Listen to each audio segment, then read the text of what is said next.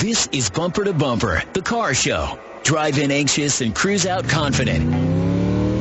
With the best automotive information for your vehicle. And now your hosts, Matt Allen and Dave Riccio. Well, good morning, everyone, and welcome to Bumper Radio. I am Dave Riccio here along with Matt Allen, and together we are your KTAR car guys. Heard every Saturday from 11 to noon. At Bumper to Bumper Radio, we're helping you, the motoring public, have a better overall car experience. We're doing that by educating you, and we're also helping you with your car. So if you got car questions, we've got car answers, and we encourage you to give us a call at 602-277-5827, 602-277-KTAR. You can also text us at 411-923. But I'd rather talk to you on the phone, but you can text. Yeah, I won't be offended. Text us. Go ahead if you're shy. Today on the Bumper to Bumper Roadmap, we're going to have an automotive tip of the week. We're going to come up with something here pretty quickly. And then open phones and text, of course. And what do you do when you see a puddle under your car? And I know growing up, you know, it was really easy. There was only three colors underneath the car. There was green, there was red, and there was brown. And those were the only three colors that you worried about. And condensation from the air condition was clear water. That was all you worried about back then. And so what do you do now when you walk out to your car and there's a puddle? Can you really tell anything about that puddle if you're Joe the homeowner or Sally the neighbor? I don't think so, Dave. I mean, well, with one data point of a color, no, you can't. And like you said, if you rewind and go back in that time machine to 1975, heck, for that matter, maybe even 1985, you're right. If it was green, hey, it's coolant. It's coolant. That's still pretty. I don't know. Well, there's some other. Don't let your cat drink it. Yeah, we'll get to some of the other colors, but it was pretty easy then. Then these damn Toyotas came along and they started using red coolant for some reason. Gosh. And it was the same as the green coolant. It was nothing special. It was just a different color. It was red. So then you think, what does red and green make? Purple, blue. Red and green was blue. So, so then all of a sudden people say, oh, I got this red leak, and you go, oh, it's transmission fluid. Ah, wait a minute, maybe not. We got red coolant now. And now fast forward, but now let's go to we'll go 75 to 85, 95. Oh, they came out with this. Another GM suddenly came out with this other coolant. That was red too. But guess what? It's a different red coolant than the Toyota red coolant. The only thing they have in common is the fact that they're red and they belong in vehicles. So, same color, but different type of fluid. One's Diet Coke and one's Pepsi. Yeah. But they're both brown. Yeah, right? Exactly. Now, fast forward to today. I guess the only one fluid, I mean, I think we did a little promo on this, how you can diagnose or how to know what's leaking based on the color. I think the short answer is I think there's only one fluid you could probably tell what it is based off the color. And that's water. Clear water condensation that we're going to see now. And that's the one that pops up. You know how you know when monsoon season starts? Just look down at your soda or your cold drink, and if there's sweat on the side of it, it's monsoon season. Yeah, the humidity is Well, up. your air condition does the same thing in your car. So pretty much if there's a puddle underneath the passenger floorboard, that's going to be proximity to where the coil is for the air condition.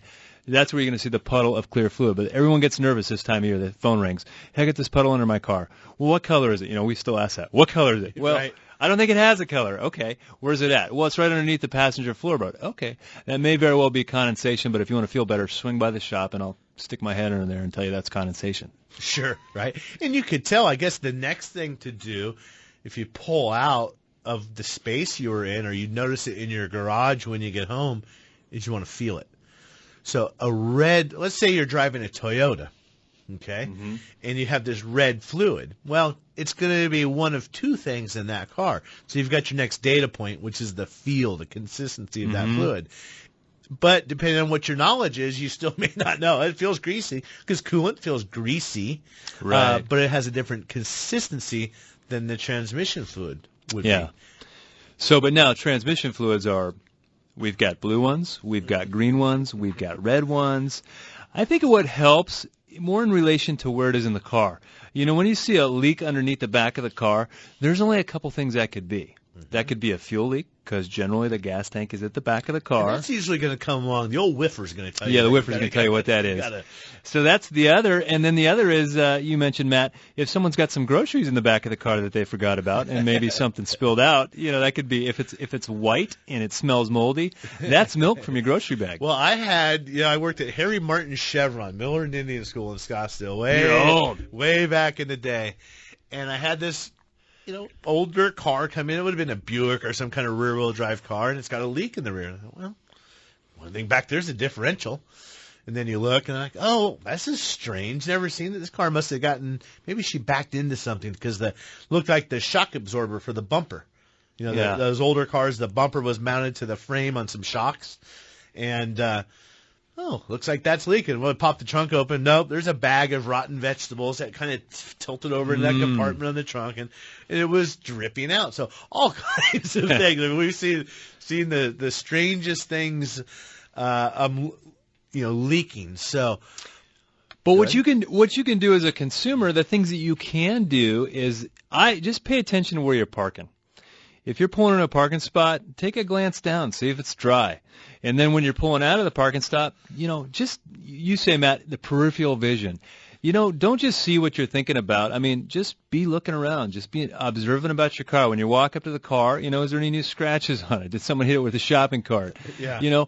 But looking at the pavement when you pull in and looking at the pavement when you pull out, because basically if you have a leak, you want to do something about it. You don't want to ignore it. Well, yeah, and we've talked about, we see cars on the side of the road. The fastest way to ruin an engine is continuing to let it overheat. Just about every single occurrence of an overheated engine that started with a leak, small leak, that could have identified, not a catastrophic failure. I mean, usually, you can have the radiator burst where everything all goes to hell all at one time. But usually this was a slow boil. And you probably see the same thing, Dave, at Tri-City Transmission. The transmission, I've been noticing that leak for weeks. I just didn't, pretty soon it's out of transmission fluid. So the car's talking to you. Yeah, so you don't want to ignore a leak, but I do get cars in my shop or transmission shop. We do everything else too, but car comes in for a transmission leak because it's red. It's a Toyota, and sure enough, it needs a radiator because they see red fluid. So you get just the leak. You're thinking, and you do come out and you do see a puddle in your car. Shoot, what do you do? I tell you what, it's better safe than sorry. That's what I'm going to tell you. Listen, so have yourself roadside service, so it's not a big deal. Preferably through your insurance company. Insurance company, yeah, you don't have to go to the motor club. Your insurance company can handle it. Have yourself towing, so that's not a big deal. I think last I checked, I pay $16 a year for one of my vehicles, so it's a little over $1 a month. That's part of it. Because you can take a small problem and make it cost $3,000, $5,000, $8,000. So better safe than sorry. And the other thing is, get your car in the shop regularly. Your regular oil changes should be in there every 5,000 miles. And when somebody tells you about a leak, don't just blow it off. I mean, some people are super overzealous about selling leaks. Some of these auto shops, but that's where you got to ask some questions. Yeah. I think you're right, Dave. People have the tendency. At times, there's this inherent distrust for some reason, and I understand it. There's some cases where it's totally legit, but people really, I don't want to say you got to let your guard down, but you've got to be open to having this an engaging conversation, open dialogue, and dialogue with the shop. I've had customers, hey, we checked your car over. Maybe it came in for something unrelated, and I think that's where a lot of these leaks come from. But now, don't just shut the guy down. If it's a good service advisor or somebody that's talking to you, they're going to be prepared. So don't just put up your thing and say, no, I don't want to do anything with it. Engage. Have the dialogue. Have the conversation. Refrain from it's okay to say no. I get it's a knee-jerk. No, don't want to touch it. I get it. But pay attention. Yeah, and take the information, have the conversation, and get a better understanding. Don't just don't get in the way. I can't pick the right words. Don't stand in your own way and let this thing turn into something that it doesn't need to be. Right, and that's where the key to having a good relationship. You can be comfortable to have that dialogue versus somebody you don't know, somebody you haven't seen before. Is this guy going to be really pushy and make me buy something I don't want to buy? It's okay to say no. but have the conversation. And then once you have some information, then say no with a purpose versus just saying no. So, one of the leaks that comes up that I had in my shop here just the other day, I had this Dodge truck, and we're doing the batteries. We're working on the transmission. It's got 2 batteries in it, and when you look at the battery cables, they just look like chia pets, just all fuzzy and nasty. The batteries still start the car, but the battery cables are all fuzzy. Well, that battery's starting to have a leak, kind of a surface leak, or starting to outgas. Mm-hmm. And batteries do leak, and when batteries leak, they leak onto other things underneath the hood, and they cause damage. So that's where having a battery in your car that's starting to leak is not a good thing. You want to get that taken care of as soon as possible. Batteries, they're a 2-3 year thing. And that battery leak, that's not something that you're going to see on the ground. No, I wouldn't call that a leak. I'd call that it's sweating. Mm-hmm. It's sweating, and that battery or that shirt, it's just wet. And now how your shirt starts to stink? Well, your battery doesn't stink. It starts to grow acid. What do you think of a set of battery cables for a Dodge Cummins diesel cost? They're several $100s. Several $100s, yeah. Way more than just getting some batteries taken care of. So we carry Interstate batteries at our shop, and every time a car comes in the door, we're looking at the condition of the cables, checking the battery for leaks, and also checking the output of the battery. And if you need a battery, hey, we're going to recommend you a good Interstate battery because they're warranted coast to coast. It's a brand that's been around for decades. It's not a fly-by-night brand of batteries. I see fly-by-night brand batteries cause more harm than good. They just throw a different label on them depending on who it is. Saving $40 on a battery could cost you a lot of money in the long run. So again, interstatebatteries.com. Look at the Megatron and all the Megatron Plus and all the different batteries that they have. You can't go wrong. 602-277-5827. That's how you get a hold of the show. 602-277-KTAR. You're listening to Matt and Dave, the KTAR Car Guys, and we'll be right back. Trust. It's hard to earn and sometimes even harder to find. If you live or work in downtown Phoenix, Matt Allen's Virginia Auto Service is celebrating over 20 years of award-winning service at the corner of 7th Street and Virginia. Recognized as one of the best service shops in the country, their customers have come to trust Virginia Auto Service for its A-plus rating by the BBB, 2-year 24,000-mile warranties, and free transportation to and from your home or office.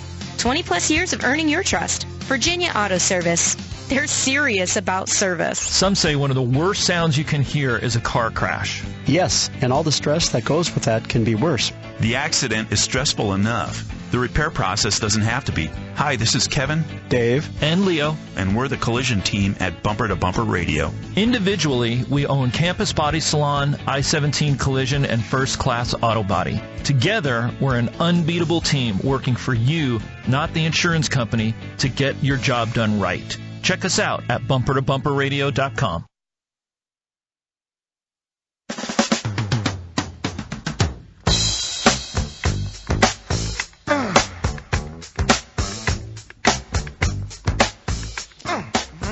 Yeah. Well, welcome back to Bumper Radio. I am Dave Riccio here along with Matt Allen, and we're taking your phone calls at 602-277-5827, 602-277-KTAR. We've got Jenny, and we've got Ken, and Ryan, and Adam, and another one coming through, and we're helping with your car. Let's go with Adam in Mesa. He's got a 2013 Chevy Cruz. How can we help you, Adam? You're on Bumper to Bumper Radio. Hi, guys. Thanks for the time. I have 2 questions I hope you could accomplish for me today, one of which, during a cold start of the vehicle, typically on my way to work or coming home from work, I get a very rough idle, and then it tends to just stall the vehicle 1 to 2 times before I, get up and get on the freeway and things like that. And then my second question actually has to do with coolant. I have found oftentimes not too long after a cold start that the temperature gauge will shoot up to H for a couple minutes, and then it'll come right back down to around the C and be just fine going forward. So any help will be appreciated. A little bit to unravel there, huh, Dave? Yeah, for sure. As far as the cold start issue, it basically it's something ain't working right if you're having that kind of issue where it's stalling on you, everything like that. We forgot to ask him the mileage, but on a late model car like that, I tend to think we're losing air. There's an air issue, like a minimum air rate or something related to the base idle.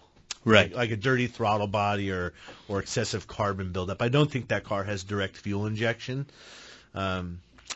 Yeah, I mean, for the motor to run right, you got to have fuel, you got to have air, and you got to have spark, and that kind of thing. But something's right. There's mass airflow sensor, things like that, come into play for that for sure. But that's one that's going to be hard to really have any good guesses, here on the radio. But someone's going to I see this meme going around in a couple groups I'm in, like an auto shop owners group and an automotive technicians group, and it's the it's the Swami guy with the crystal ball going, diagnosing cars over the telephone. Yeah, exactly. So that one's going to have to be diagnosed, but it sounds like it's consistent, which is helpful. So, if you're going to be taking on a shot for them to diagnose, probably want to get to them in the evening so they can check it in the morning cold. Okay, yes. That's gonna be a good thing. They can see what the numbers are right off the bat. It'll shorten your time at the shop if you can do it that way. As far as the if your temperature gauge is going up to H, I wouldn't fool around with that at all. I know, but what he said was how fast it goes, and you got to think for a minute. There's a coolant temperature sensor there, and coolant cannot heat and cool super quick, really quick. No. So a gauge acting like that, I'd be suspect of a sensor or a wiring issue, bad connection possibly. A lot of those Cruisers have battery cable issues that cause all these funky problems that we're talking about here, Adam. So there's maybe something going on in that department.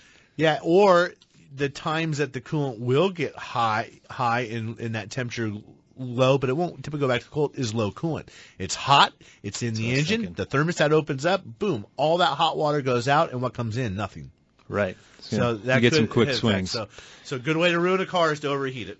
Good luck with that, Adam. I wish we could get you more information. If you're looking for a good shop, bumpertobumperradio.com. Let's go with Jenny in Casa Grande. She has a 2003 Toyota Tundra. How can we help you, Jenny? You're on Bumper to Bumper Radio. I got big problems. Brakes. I just started yesterday. I was coming home from Chandler, and it started on when I stopped the stop sign. I had to stop past once, and it was pretty mushy, real soft. And then when the next time I had to stop, it was hard. Like I didn't think it was going to go down at all. So it'll go from soft to hard. I came all the way home through that bloody construction out on I-10, going through Casa Grande.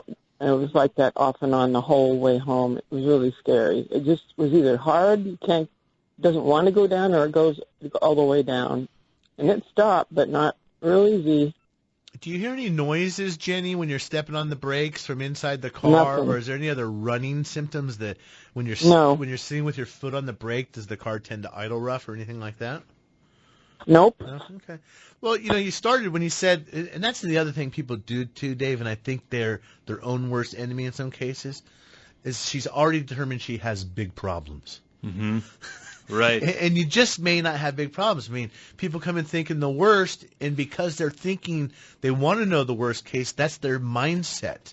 Come into it with a mindset, I just don't know what's wrong, and let us determine.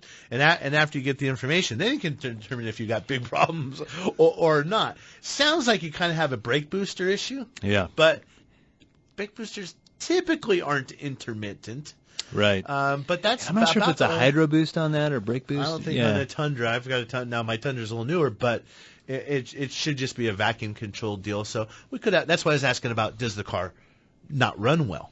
Right. Or is there a hissing noise? Hissing noise. Yeah. So pay attention to that, Jenny. When you get out, now that I've caused you to maybe think that, step on the brake, and if you hear this, and then you let off the brake and it goes away, or you push a little harder and you can affect that noise, that might be a vacuum leak, a good indicator, and that's some information to give to the shop. But what you described to us is exactly what you want to do. Take it in, tell them. Don't say, I think I have this problem. Let them report to you. That's a good point about big problem. People call up and say, just give me the worst case, what's the worst case? I'll be happy to give you the worst case once I look at the car, but people immediately go for the, for the worst case scenario, and oh my gosh, what's going on now? And you get it in, and it's like maybe some like no big deal. Yeah, they're all ready to buy something. And, hey, be careful. If you come in saying you need something, you might just get it. If you're at the wrong shop, they'll sell it to you whether you need it or not. So yeah, you have to give them the symptoms, and that comes up more and more, Because people are. They just. I guess we watch so many scary movies. It's just all the bad stuff. You know, this usually happens around air conditioning. You know, my wife's a physician in the medical field, and I'll come home and vent some of these things. I mean, we charged this air conditioner and this happened, and so she can see it from the consumer's point of view, and she'll say, well, you know, you got to tell them worst case scenario. You know, when I'm at work or wherever we do, and someone's going to go to anesthesia, they have to sign off that they could die.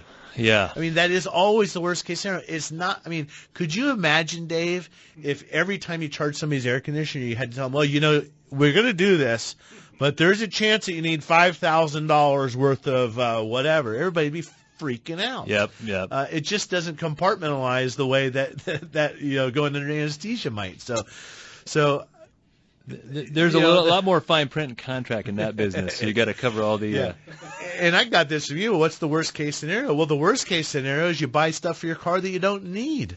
That's the worst case. Or you know, how much is it? Well, any amount you spend is too much if you didn't need to do it.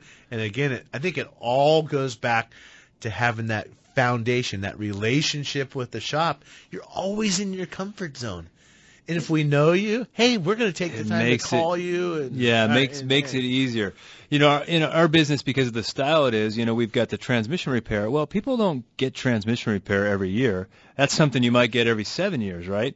Mm-hmm. There's some people that see us for regular service, and we get to know them. And then we have our general repair customers that we see on a regular basis, and we have that relationship, and they're so much more comfortable, you know, because they come in, or if they got a question, they'll pick up the phone and just call, hey, Dave, you know, and you know who they are, you know their car, they know what's going on with it, and you also know how either OCD they are or they aren't, and you kind of work with that part of their personality to get them good information to see what they got to do with their day. And those relationships are what allow us to, I like to say that the work at Virginia Auto Service that we do, it's personable and customized. Take your Toyota Camry, your Honda Accord. Not every one of those at 60,000 miles is the same car. Not every one of those is driven the same. So we customize that service to your liking, to your needs and your goals and how you're going to use the car. And that's the benefit of that relationship. We've got Ryan, Ken, and Dory. You're listening to Bumper Radio. We'll be right back.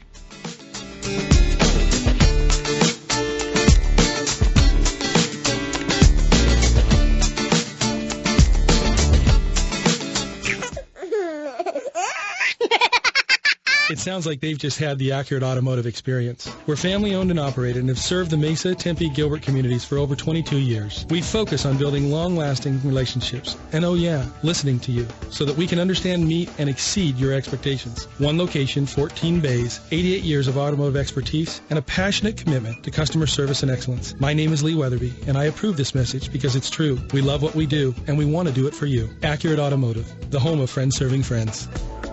You love golf? Hey, we love golf. Want to stay informed and have a little fun? Just tune in every Saturday morning from 7 to 9 for the Bunker to Bunker Golf Show, the Valley's #1 golf show. I'm Greg Ellis. And I'm Jim Hill. And along with Marty Monahan, we talk to tour players and insiders from around the golf world. So round out the foursome, your weekly tee time, 7 a.m. Saturdays on 98.7 FM, Arizona Sports Station, or catch up with us anytime at bunkergolf.com. I listen regularly to Bumper Radio and knew that they only referred the best shops. So when my beloved 2007 Honda Accord was hit recently, I simply went to bumpertobumperradio.com. Hi, this is Sarah from North Phoenix. Even though it was not the closest shop to my home, I chose Campus Auto Body Salon. I did my homework. I liked that they've been in business since 1973 and was impressed with their outstanding customer reviews. Every customer was completely satisfied.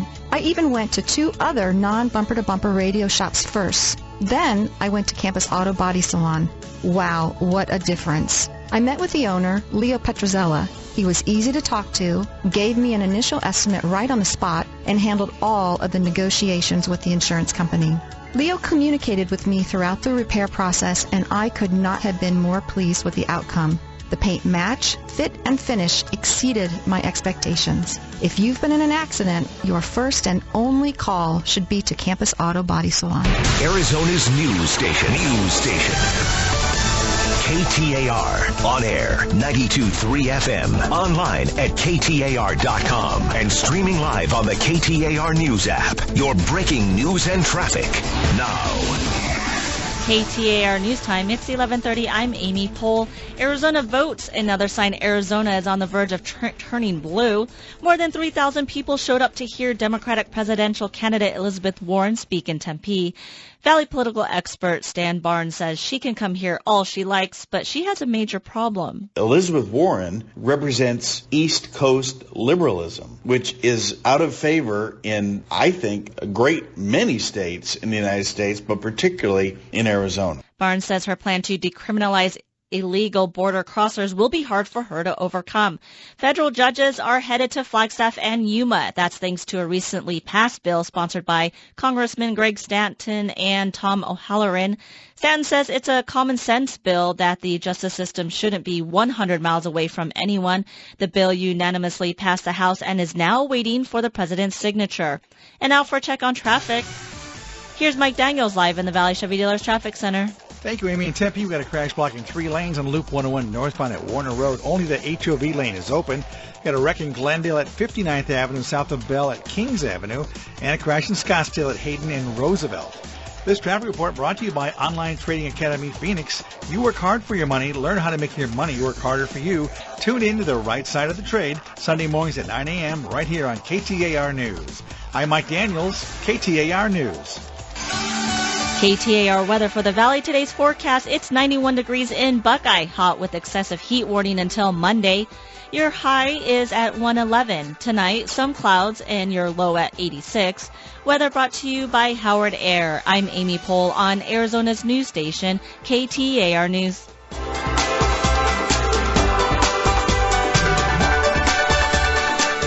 The Big Four at 4. Don't miss the Big Four at 4 with Mac and Gatos, weekday afternoons at 4. Big Four at 4. We start the 4 o'clock hour. 4 big blockbuster stories. Arizona's news station is KTAR News, 92.3 FM, and the KTAR News app. Now what the heck do you mean? I don't need a new transmission? Everybody else says I do. Hi, Dave Riccio, owner of Tri-City Transmission and Auto Repair. Yeah, we pretty much hear this daily. We find that repair shops, transmission shops, and dealerships alike are unwilling to simply make a minor repair to a transmission. It's not because they're dishonest. They just don't know how, and will never admit it, as they don't know what they don't know. At Tri-City Transmission and Auto Repair, transmissions are not just a black box. If we can fix them without costly overhaul or replacement, we will. And for 2/3 of our customers, we've been doing just that for over 45 years. If we do have to rebuild or remanufacture your transmission, you can be assured that it's done right and by experienced pros. We believe in it so much that we back it by our industry-leading 5-year, 100,000-mile warranty. No one is doing that, putting transmission blues in your rear-view mirror. Get a second opinion before you buy. Find us online at tricitytransmission.com. That's tricitytransmission.com. Or on the Bumper to Bumper Radio homepage. Trust. It's hard to earn and sometimes even harder to find.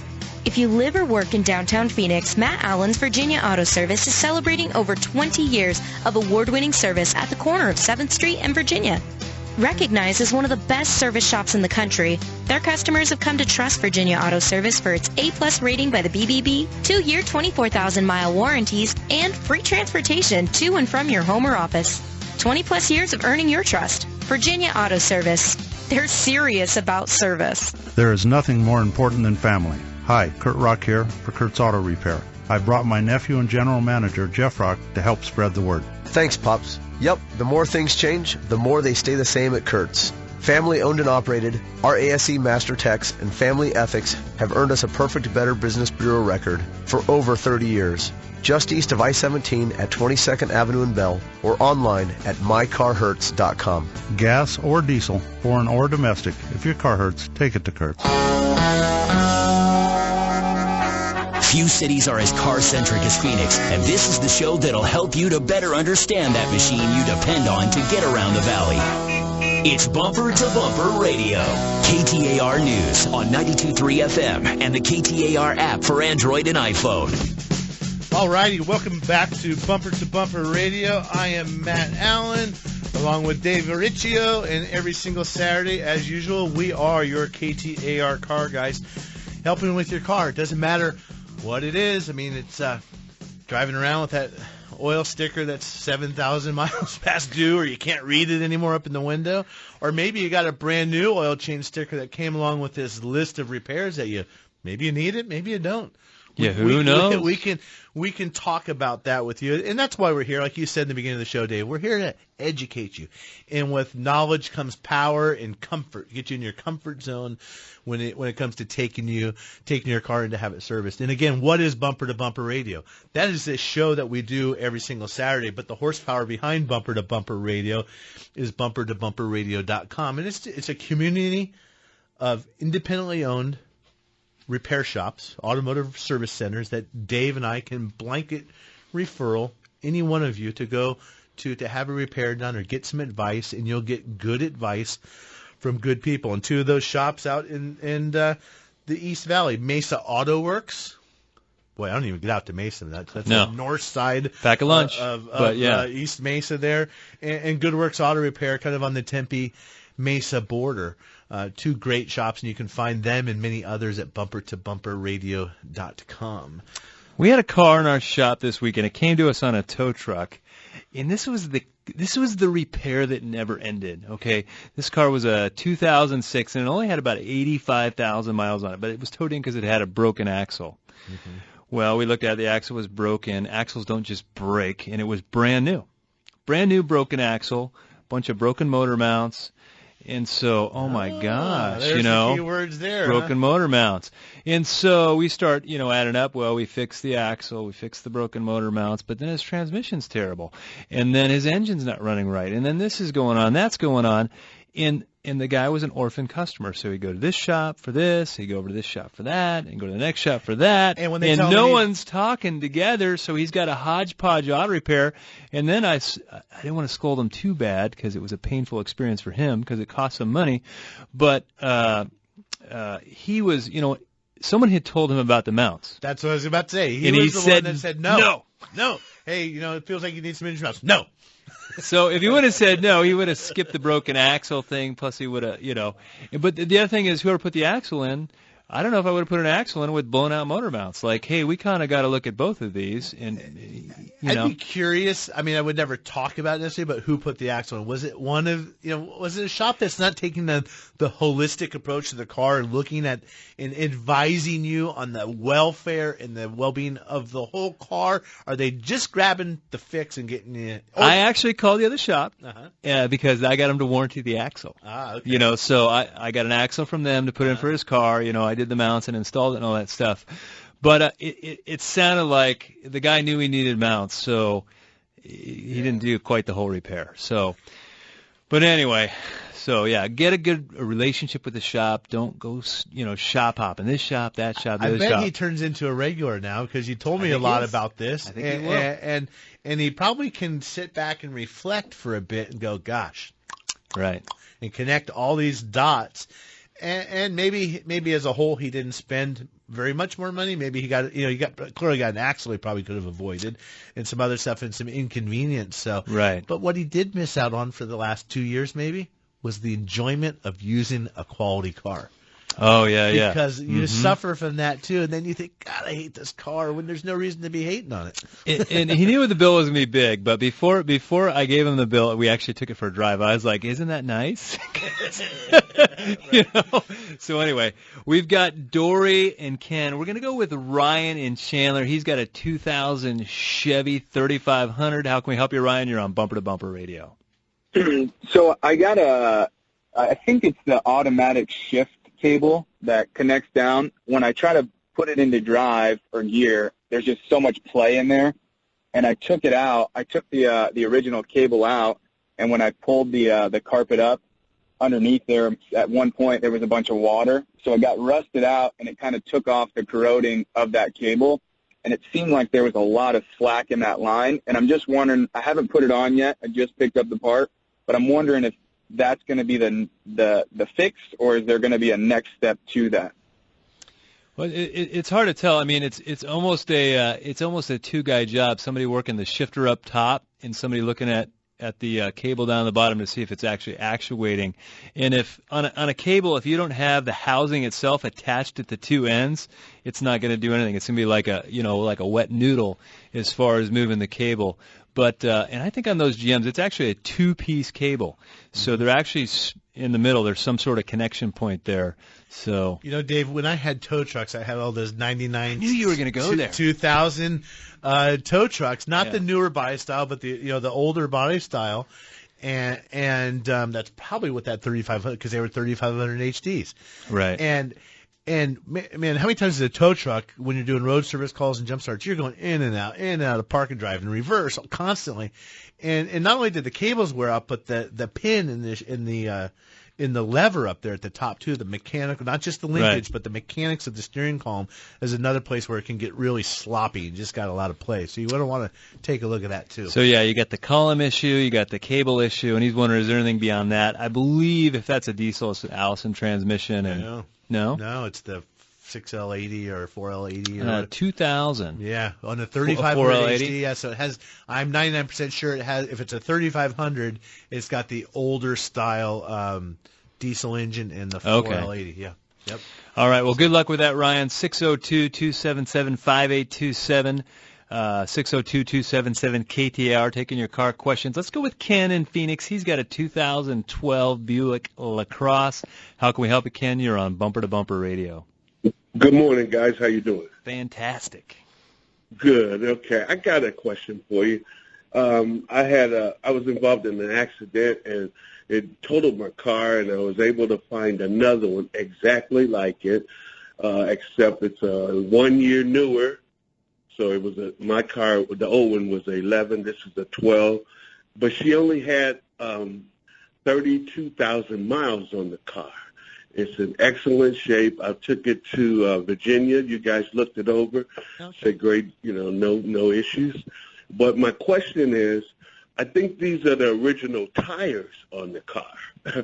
And what I was wondering is, how much should I be concerned with something going on with the tire because of the rubber, but not because of the tread? The tread's good. Right. Everything, there's no cracks or anything in it. But I was just wondering, they were made in 11 too, the tires. They were. So you did read the DOT code on the tire that tells you? Yeah, it had 4811. Yeah, but it's time to replace them. I mean, that's what I think, Dave. I mean, you're probably the same. Those tires don't owe you anything. I would say replace them. It's kind of like the gallon of milk in your fridge when it's a week past the due date. You're like, okay, I'll take a chance. But when it gets out there 3-4 weeks, you're like, gotta get some new milk. Right? I mean, all right. Yeah. What the you gotta look at the pros and the cons, the cost benefit. If it's not a problem to go buy a set of 4 tires, just go get them, because the alternative is a blowout. Yeah, it's going to tear up a fender, a tow truck, and all that stuff. And definitely worth it. They start, the shelf life on a tire, was kind of 5 years. Some people are like, okay, it's more like 6. But 11, we're getting to 8 years. It's getting too far, and they're going to look great. That was a problem way back in the day when they had Explorers that were rolling over, because those tires they after 80,000 miles they still had good tread on them, right. but they're coming apart on the inside. So it's what's inside that counts. Oh, Dave. For sure. Let's go with thanks for the call, Ken. 602-277-5827. We're going to go with Dory in Tempe, 2017 Toyota Corolla. How can we help you, Dory? You're on Bumper to Bumper Radio. Well, every Toyota I've ever owned, I've changed the transmission oil at 15,000 miles. Doesn't matter what, at least once a year. And the dealership's telling me with this new transmission, I don't need to do that anymore, and it'd be real expensive to do, and I could wait till it's like 60 to 70,000 miles. Well, I want the car to last. So what do you guys think? It's all you, Dave. I think every 15,000 miles would be too much on the modern automatic transmission. For sure. The fluids have gotten better. Okay, we used to back in the day, Tri-City, when I got there, they were still doing a annual transmission service, and that was a thing back there. But things have changed. Things have gotten better. We're not doing a 3,000 mile engine oil change anymore. We're doing a 5,000 mile engine oil change. So in the 17 Corolla, I believe you've gone now into the CVTs for the Toyota, and theirs is different, and they've done it right. I think a 17 is a CVT. Really? They work just like a regular transmission. Toyota did it right. And so, but I would say, my rule of thumb for transmission fluid is every 30 to 50,000 miles. Yeah, I was going to say cut it in half. Maybe cut the factory recommendation in half. I'm not Toyota, some of their factory manuals are just garbage as far as the recommendation on the transmission service. Yeah. Because you read them, and if you don't read the fine print, you get bad information. Mm-hmm. And so, and they're also trying to market that low maintenance car. And so I'm gonna say, every 30 to 50,000 miles, you seem like you want to, let's go 30,000 miles. Yeah. But here's the deal. Don't do a service if it's going to be done wrong. You want the service done right. Make sure it's being done by a pro, for sure. So we come back. We've got time for some wide open lines at 602-277-5827. You're listening to Matt and Dave, Bumper to Bumper Radio. What's the right call after a car accident? Hi, Leo Petrozello for Campus Auto Body Salon. I invite you to check us out online and see why so many people have made us their first call following their accident. Bumper to Bumper Radio approved, 5-star rated with Yelp and CarWise.com, and A+ rated by the BBB. Make your first call the right call to Campus Auto Body Salon. Check us out online at campusbodysalon.com. Serving the Valley since 1973, Campus Auto Body Salon, the best care in collision repair. Honesty and integrity, it's the only option. Hi, Spencer Doucet for H&I Automotive. H is for honesty and I is for integrity. We've built our business on these two principles. Hi, this is Danny Grant. And I'm Paul Garcia. We're Spencer's business partners. Originally, we were customers that were referred by friends to check out this great shop in Mesa. We saw for ourselves how special the experience was at H&I. Yep, we went from raving fans to good friends to enthusiastic partners when Spencer was looking to expand his business to the East Valley. Thanks, guys. The overwhelming support from our customers, families, and partners has allowed us to celebrate the opening of our second, brand-new, state-of-the-art location in Gilbert. 2 locations, same principles. Quality service at a great value that you can count on for all your automotive needs. Backed with an industry-leading 60-month, 60,000-mile parts and labor warranty. We invite you to check us out at HNIautomotive.com. It sounds like they've just had the accurate automotive experience. We're family-owned and operated and have served the Mesa, Tempe, Gilbert communities for over 22 years. We focus on building long-lasting relationships and, listening to you so that we can understand, meet, and exceed your expectations. 1 location, 14 bays, 88 years of automotive expertise, and a passionate commitment to customer service and excellence. My name is Lee Weatherby, and I approve this message because it's true. We love what we do, and we want to do it for you. Accurate Automotive, the home of friends serving friends.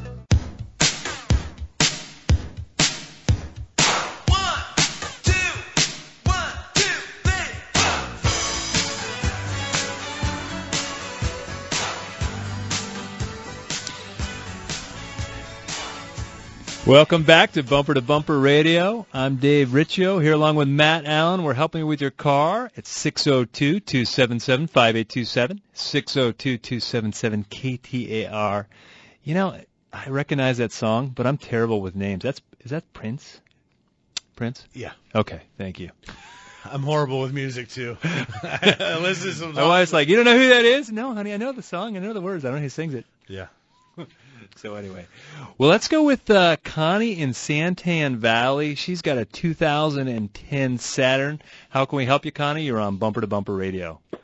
Okay, I've been out there with my car, and it's my daughter's car, and she's replaced the battery, the spark plugs and wires, and the points, and that whole rotor and all that, and it still won't start. And we jump-started it, and it doesn't even go yin, yin, yin. You know how sometimes they go click, click, click, or yin, yin, yin? It doesn't do either one of those. What was that second noise again? Yeah, click, click, click. Oh, okay, yeah. So hold on, let's back up a minute, Connie. We started putting all kinds of parts on cars, spark plugs and batteries and jump-starting things. Is the car at home? Did this car drive? Yes. So it drove home one day. It drove home. And then your daughter went out to start the car, put the key in, and no click, click, click, and no yang, yang, yang.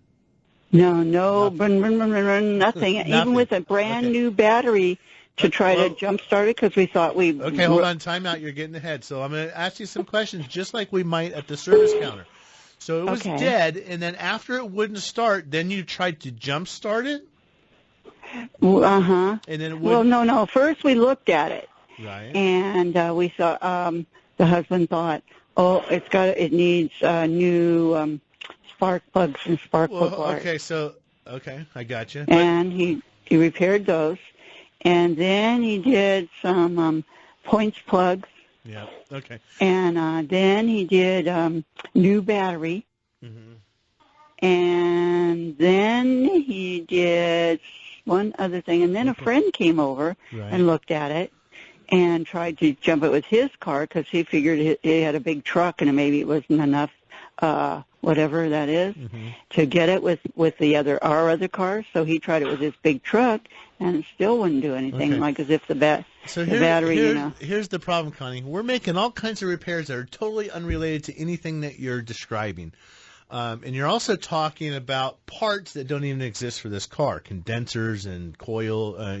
If we're talking about 2010, I don't think a Saturn ever had a point rotor. 2010 Saturn. So what we have here, Connie, you have a car that is what we would call a no crank or no start, no crank. Meaning the car is not turning over. It's not doing the ying, turning like a car is out of gas.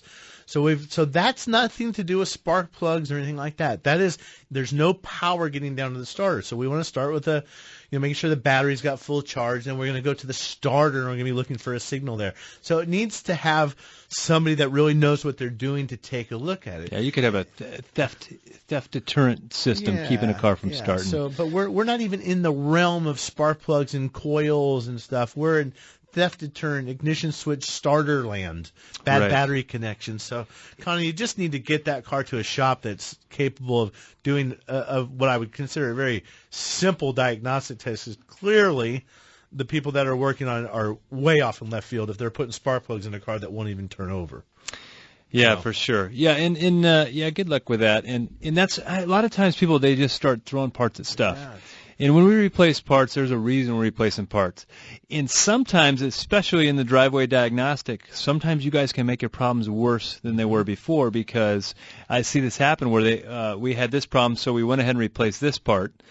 And when it's at our shop and we're trying to unwind everything they did, we go to the part they replaced and they put the wrong part in it. So that wasn't even the problem, but now they got two problems because they got the wrong part in there, because the Acme Auto Parts does not sell the right parts all the time. Well, or they took out the perfectly good factory genuine OE sensor and put in the $4 version from Acme Auto Parts made in who knows where, Timbuktu. So we're building in more problems if we're not doing the diagnostic steps. You don't want to just throw parts at a car. And hey, if you want to do some repair on your car, great. There are some things you got to know your limitations as far as what you can do. So that'd be a good thing. So let's go with James in Surprise. He's got a 2017 Nissan Frontier 2-wheel how can we help you, James? You're on Bumper to Bumper Radio. Thanks for the call. I'm getting spark knock, and I've done better gas. I even did some octane additive, and it helped a little, but it's just not going away. And it actually, the hotter it gets out, the worse it seems to get. I am a construction manager, so I am putting around the job site a lot of the time, but it just seems pretty excessive. How many miles are on that thing? 30,000. 30,000 miles. You should have spark knock on a 2017 Frontier. I'd be calling old dealership and say, hey, here's what's going on. Yeah. Because there's something else going on if we got something knocking. Now, I know my wife's Jeep is a 2016. The way they operate it, because they're trying to keep them so efficient and lean it out so bad and get the torque converter locked up, it's got a little spark knock every now and then. It's not enough to write home about, but it's there. Yeah, Dave, I've got a 2010 Tundra, and I tend to have a pretty heavy foot. I'm a heavy accelerator. And I have heard a little bit of knock out of my truck in the recent weeks, just occasionally, right before a shift. So, James, are you pretty consistent with where you get your gas and that kind of stuff? You're getting a good, QT, Costco? I did. Okay. I didn't used to be. I used to go for the Circle K, but now it's nothing but Chevron, and I've even jumped up a grade, and there's got to be something else. You just said something right there. You jumped up a grade. I think what you should do is look and see what the owner's manual says and use what the owner's manual says, because more vitamins is not better. In some cases, if you have too high of octane fuel, it's not going to burn when it's supposed to, and that could be some problem. I mean, sometimes we'll take high octane fuel, and that's the diagnostic step. That's the step to say, okay, do we have a detonation problem? The other thing. How does the flex fuel work then? I've never tried the other fuel, but I would personally, I wouldn't use it. Right. I don't think the cost of it. There's a whole other conversation, but the amount of energy stored in a gallon of flex fuel is different than the amount of energy stored in a gallon of gasoline. So you actually get less for your money. You don't get as good gas mileage. So I wouldn't be looking at that stuff. And just going back to the dealer, that may be something they're completely aware of. I mean, relatively new car, there's probably a software update for it. It's funny, as a new car comes out, it doesn't mean all the bugs are out of it. As a car gets out there a year or two, Nissan will start getting a bunch of feedback. Hey, we're starting to see this spark knock issue. It may very well be a known issue, and there's a software update for it, and they're just going to change the injector pulse a little bit or the timing a little bit, and it may be an easy fix. So I think we're getting ahead of ourselves doing too much crazy stuff, changing this and that. Oh, I wouldn't change anything. I mean, as far as parts, I'd go back and say, that car doesn't need any parts. Right. I would just make sure we're using the right fuel, make sure we're doing the basic stuff right first. But I mean, some of the experimenting that he's doing, let's just get it back in there. It's going to be, I would imagine, something fairly simple. Yes. On their end. So, what do you think, Dave? I don't know. We have a quandary here. We don't have a lot of time. We got Matt and Awatuki. I don't know. Should we make it fast? All right, Matt. You got to be real quick. We're You're on Bumper to Bumper Radio. Matt, okay, I'll make it quick. Go for it. I've got a 2015 WRX Subaru, 6-speed manual transmission. When it's warm out, in particular, if it's been up to running speed, the car heat soaks a little bit. When I'm at a stoplight and I'm getting ready to roll through a light, as I'm letting out a clutch, it makes a squawking noise. Wow, a squawking noise. When you actually let the clutch out, that's when you get the squawk? Yep. Okay. Oh, so it's related to clutch pedal movement. Yeah. So there's, it's hard to diagnose it without hearing the squawk, But we get all kinds of weird noises. I had one the other day where the guy was certain that he had a transmission noise because the belts would squeal whenever it would make the shift to get up to that RPM. Matt, I bet you're in Awatuka. Tri-City Transmission's pretty close by. If you went down there, give them a heads up, give them a call. They'd be happy to go for a test drive with you and get that noise, in the right direction, looking in the right area. Thanks for joining us. If you're looking for a friendly, honest, competent shop, bumpertobumperradio.com. Thanks for joining us. We'll see you next week.